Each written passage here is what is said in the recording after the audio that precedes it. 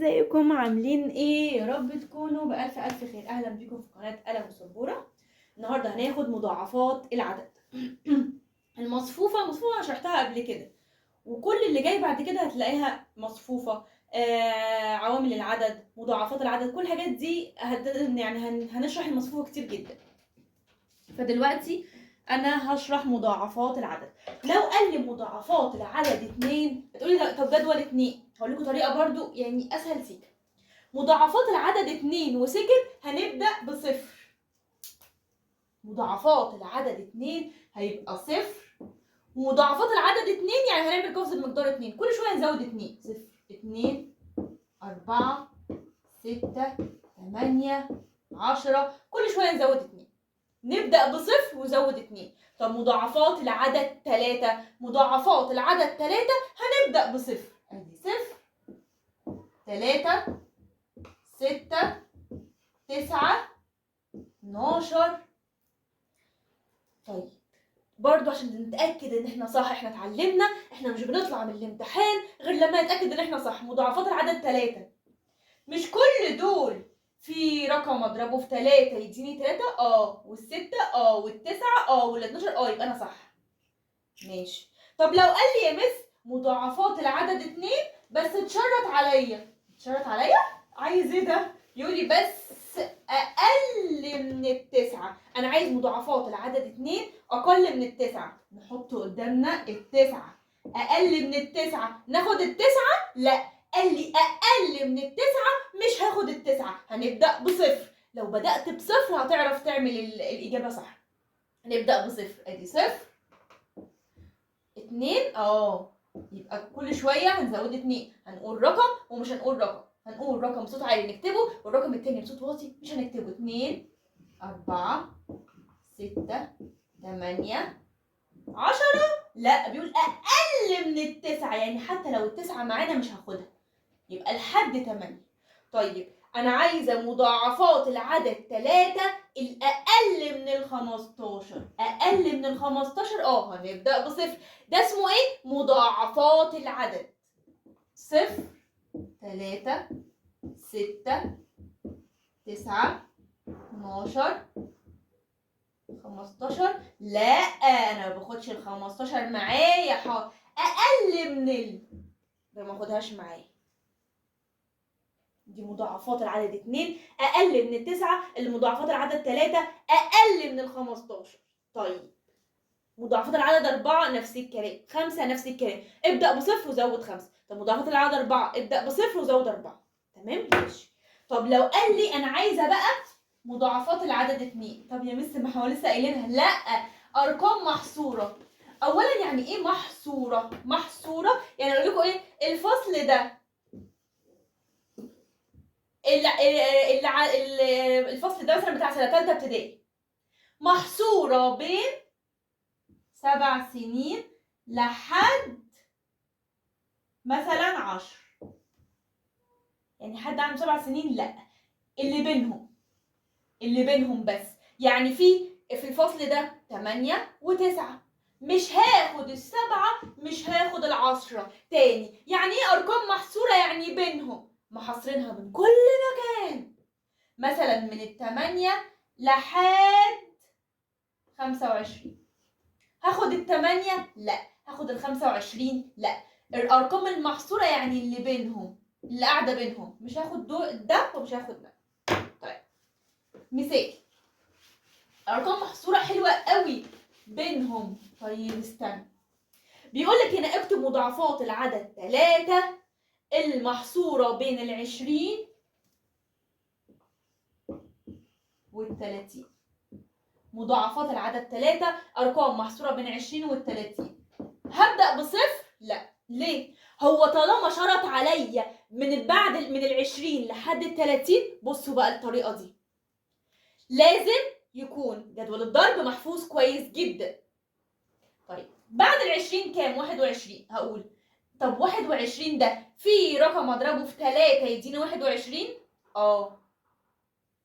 يبقى هناخد 21 بس، وكل شوية ازود 3. تاني انا بقول مضاعفات العدد 3 الارقام المحصورة بين ال20 و21. هبدأ بصفر؟ لا، ده شرط عليا.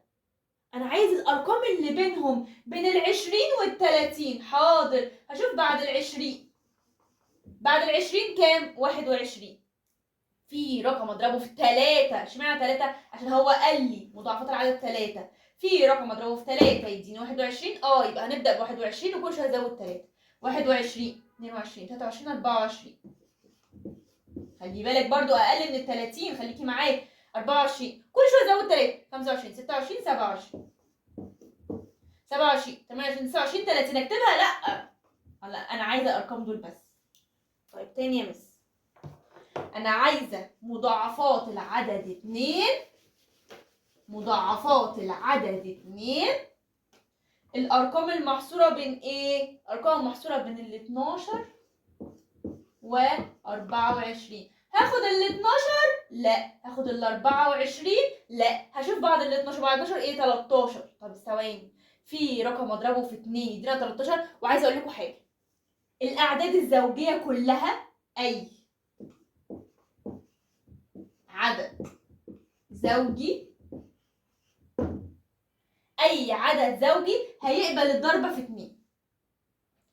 ال 13 ايه هي الاعداد الزوجيه؟ لو الاحاد بتاعها 0 2 4 6 8. لما نلاقي الارقام دي هتقبل الضرب في 2. يعني بعد ال 12 كام؟ 13. هو 13 ده عدد زوجي؟ لا. طب نطلع الاحاد، خدناها قبل كده في الاعداد الزوجيه والفرديه. هعرف ازاي طب دي يا مس زوجي ولا فردي؟ 13 هطلع التلاته، ده هيمشي مع ده وده لوحده يبقى فردي. طب يبقى مش هتقبل. هنبص للي بعدها. 13 بعدها كام؟ 14. 14 ده عدد زوجي. في رقم اضربه في 2 يدينا 14. 2 في 7. هناخد ال 14. هناخد السبعة، هناخد ال 14. انا عايزه ارقام بينهم بين ال 12 وال 24. يبقى 14 ومش هزود 2. 15 16. صح. بعد 16 17 18. بعد ال 18 19 20. بعد ال 20 21 22. بعد ال 22 23 24. لا مش هكتبها يا مس، حضرتك قلتي لحد 24. تاني، لو قال لي اكتب مضاعفات العدد 2 واقل مثلا من ال 15 هكتب من اول الصفر. لكن لو قال لي كلمه محصوره، انا عايزه الارقام اللي بينهم، مش هبدا من الصفر. انا عايزه الارقام اللي بينهم، مش هبدا من الصفر. تاني، يلا عشان ندخل على عوامل العدد. اخر مثال معايا، اكتب مضاعفات العدد 4. اكتب مضاعفات العدد 4. ماشي، نركز. مضاعفات العدد 4 يعني كل شويه همشي 4. الأقل من ال 25. لا خليها هي، بصي، المحصورة بين ال 17 وال 25. المحصورة بين ال 17 وال 25. طيب بعد ال 17 18. في رقم اضربه في 4 يديني 18. ايه ده؟ لا. المحصورة طب بعد ال 18 19. في رقم اضربه في 4 يدينا 19. 19. لا. 4 في 4 ب 16. 4 في 5 ب 20. لا. في رقم اضربه في 4 يديني 20. يبقى ناخد ال 20 وكل شويه ازود 4 بعد ال 20. 21 22 23 24. في رقم تاني؟ لا، هما الرقمين دول بس. ده ارقام، ده مضاعف العدد 4. ارقام محصوره بين ال 17 وال 18 وال 25. اخر مثال معايا، معلش هقول لكم مضاعفات العدد 5. يعني كل شويه نزود 5. ماشي يا مس، محصوره بين ايه؟ محصوره بين 19 وال 35. طيب بعد ال 19 20. عايزه اقول لكم حاجه، جدول 5 اي رقم الاحاد بتاعه 0 أو 5 هيقبل الضرب في 5. اي رقم في الاحاد بتاعه يا 0 يا 5 هيقبل الضرب في 5. 19 لا، هي الاحاد بتاعها 0. لا. طب الاحاد بتاعها 5. لا. طب بعد ال 19 كام؟ 20. يبقى ده في رقم اضربه في 5 يديني 20. 4 في 5. مش عارف قول 1 في 5 ب5، 2 في 5 ب10. مرة نزود هنا، مرة بيبدأ ب5 مرة بيبدأ ب0. 3 في 5 ب15، 4 في 5 ب20. ماشي يبقى 20 وكل شوية زود 5. 20 25 30. اخد ال 35؟ لا. ليه يا مس؟ عشان انا بقول ارقام محصورة، يعني مش هاخدك ومش هاخدك، انا عايز اللي بينكم. طيب كده مضاعفات العدد 2 و3 و4 و5 والاعداد المحصوره. لو ما قاليش ارقام محصوره ولا اعداد محصوره هبدا من اول صفر وامشي زي ما انا عايز. مثلا مضاعفات العدد 5، ماشي حاضر، يبقى 0 5 10 15 20.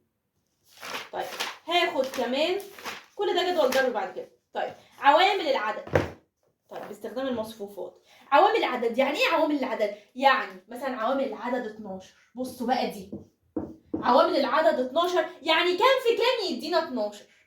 بصوا اول حاجه هعلمها لكم تجيبوها ازاي، وبعد كده هقول لكم العوامل اللي عدد تكتبوها ازاي بسرعه. 12 كام في كام يدينا 12؟ اول حاجه 1 في 12. ابدال في الضرب 12 في 1. ايه كمان؟ لازم جدول الضرب يكون محفوظ كويس، انا بكررها كذا مره. 2 في 6. اعكاسي 6 في 2. ايه كمان؟ 3 في 4. اعكسي 4 في 3. في حاجة تاني؟ لا، دول بس. كام في كام يدينا 12 او عوامل العدد 12. حاضر هناخد، ما ينفعش العوامل، ما ينفعش رقم مكرر. العوامل ما ينفعش رقم مكرر. هناخد هنا الواحد، هناخد هنا ال12، هناخد هنا الاثنين، هناخد هنا الست، هناخد هنا الاربعة، هناخد هنا الثلاثة. عوامل العدد، العوامل ما ينفعش ناخد رقم مكرر خالص. ايه هي؟ الواحد وال12 والاثنين والستة والاربعة والتلاتة. دي عوامل العدد 12. طيب انا عرفتكم الطريقة. بعد كده لما يجي لنا سؤال هنجيب العوامل من غير ما نعمل الكلام ده كله. طب هعرف منين يا مس؟ هقول لكم. مثلا انا عايزه عوامل العدد 15. يعني كام في كام يدينا 15؟ انا عرفتكم انا بعملها كده ازاي. كام في كام يدينا 15؟ كام في كام يدينا 15؟ عوامل العدد 15 عامله زي الفزوره. كام في كام يدينا 15؟ اول حاجه 15 في 1. يبقى العوامل هنكتب بقى على طول العوامل. عوامل العدد 15. 1 و15. ايوه عشان 15 في 1 في 15 ب 15. وايه كمان؟ 3 و5. في رقم تاني اضربه في رقم يدينا 15؟ لا. دي عوامل العدد 15 فيها رقم مكرر؟ لا. تاني عوامل العدد 9. انا عايزه العوامل بتاع العدد 9. يعني كام في كام يدينا 9؟ حاضر. عوامل العدد 9. 1 و9. اول حاجه اضربها في 1. اضرب نفس الرقم في 1. و3 في 3. هكتبها بس مرتين؟ لا، ما انا قلت لكم عوامل العدد ما بتتكررش ارقام. حاجه تاني في 9؟ لا. يبقى الواحد والتسعة والتلاتة. دي عوامل العدد. طيب في فرق لما يقول لي عوامل العدد 9 هقول له الواحد والتسعة والتلاتة. لما يقول لي عدد عوامل العدد 9 عددهم كام؟ 1 2 3. يبقى في فرق بين عوامل العدد كذا وعدد عوامل العدد. في فرق بين الكلمتين. عوامل العدد اهي العوامل اهي. طب عددهم كام؟ عددهم 3. يبقى في فرق لما يقول لي عوامل العدد. حاضر. في الحالتين هنجيب العوامل. طب يا مس هو هيسيبها لنا كده؟ هقول لكم مثال. لما يقول لي عوامل العدد 7 وممكن يجيبها لي اختياري. طيب لا، انا عايزه عدد عوامل. عدد عوامل العدد 7 عددهم. طيب كده كده هنجيب العوامل. يبقى العوامل يعني ايه؟ يعني كام في كام يدينا 7. حاضر. كام في كام يدينا 7؟ 1 و7. في رقم تاني؟ لا، مفيش رقم اضربه في 7 يدينا 7 غير هي في نفسها. عددهم كام؟ 2. لكن لو قال لي من عوامل العدد 7 الواحد والسبعة، عدد عوامل العدد 7 2. طيب لو قال لي انا عايز العوامل المشتركة، العوامل المشتركة بين الاتنين والتلاتة ايه مثلا؟ لو قال لي انا عايز العوامل المشتركة بين الاتنين، مضاعف العدد 2 ومضاعف العدد 3، يعني كام في كام؟ كام في 2 يديني رقم، وكام في كام في 3 يديني نفس الرقم. يعني ايه؟ مش ثواني.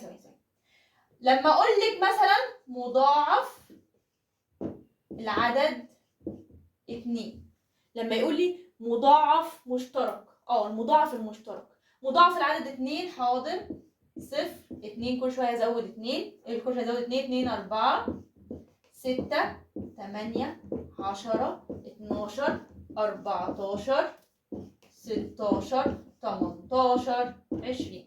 مضاعف العدد 3 0 3 6 9 12 15 18 كفايه حتى 18. يعني ايه بقى الحاجات المشتركه؟ مضاعف المشترك يعني موجود هنا وموجود هنا، موجود هنا ال 12، ايوه 12 موجوده هنا وموجوده هنا. وايه كمان؟ ال 16 لا موجوده فوق بس مش موجوده تحت، وال 18 موجوده هنا وموجوده هنا. يبقى ال 12 وال 18 لما اقول مضاعف مشترك بين الرقمين دول، مضاعف العدد 2، انا عايزه المضاعف المشترك بين العوامل بين عدد 2 والتلاتة، هنجيب مضاعف الاعداد 2 ومضاعف الاعداد 3 وهنجيب المضاعف المشترك. ما ينفعش هحل اي مساله غير كده. تمام؟ اي استفسار عن اي حاجه ابعتها لي في الكومنتات هرد عليكم. كده خدنا النهارده مضاعف الاعداد والارقام المحصوره، وخدنا عوامل العدد. متنسوش تعملوا لايك سبسكرايب للقناه، واي سؤال انا مستعده اجاوب عليه. يلا باي.